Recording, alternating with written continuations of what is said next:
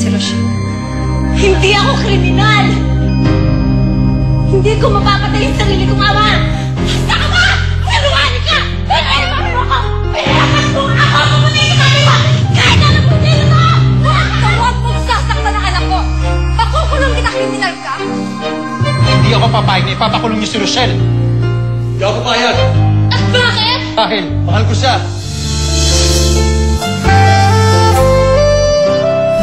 Philip, nahihiya ako sa mga ginagawa mong to.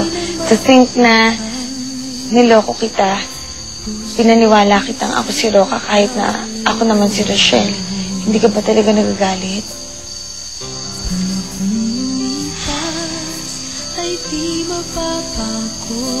Bakit naman ako magagalit sa'yo? Alam mo, mahal kita, Rochelle. Kaya hindi dapat ako magagalit sa'yo. Pero gusto ko malaman ang totoo.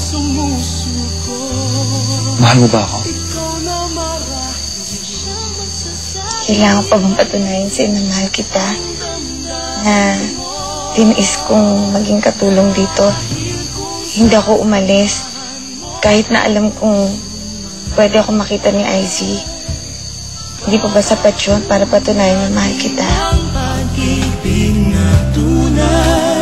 At kung sakaling maligaw, pag-asa ay matatanaw, hanggat tayong dalawa ay magkasama. Ang ganda talaga dito sa hacienda, no? Sarap ng hangin. Kahit summer, malamig pa rin. Talagang masarap dito. Lalo na kung kasama kita. May sinabi ka? Wala. Sabi ko, hindi ko ipagpapalit yung trabaho ko dito kaysa sa ibang trabaho. Kasi, masaya naman ako dito kahit papaano eh. Ako, hindi gaano. Pero kung kasing yaman siguro ako ng mga Hontiveros, baka ang saya-saya ka na. Bakit pa gusto mong yumaman? Hindi ka pa ba nakukontento na nakakaraos kayo at pag-aaral ka naman ng nanay mo? Bakit? Ikaw, Edgar, kontento ka na sa pagiging hardinero mo?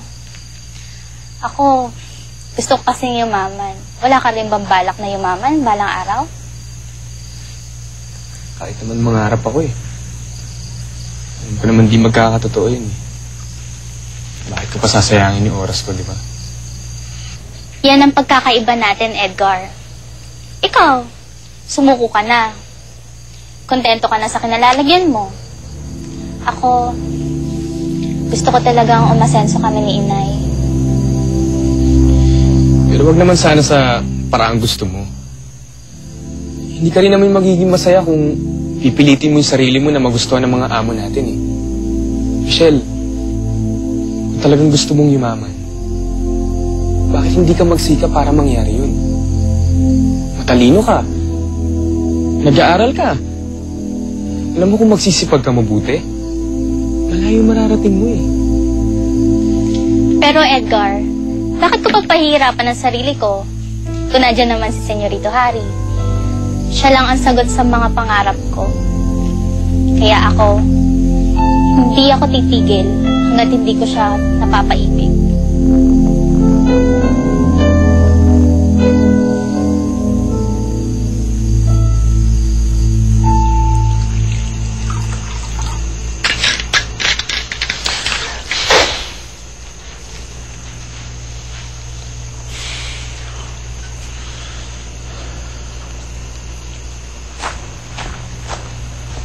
Uy, Arthur!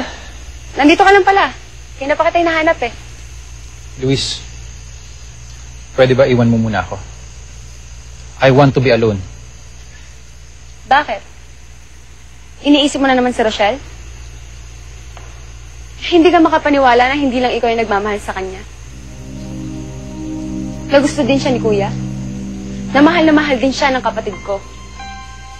Kaya ka ba naglalaseng dahil doon?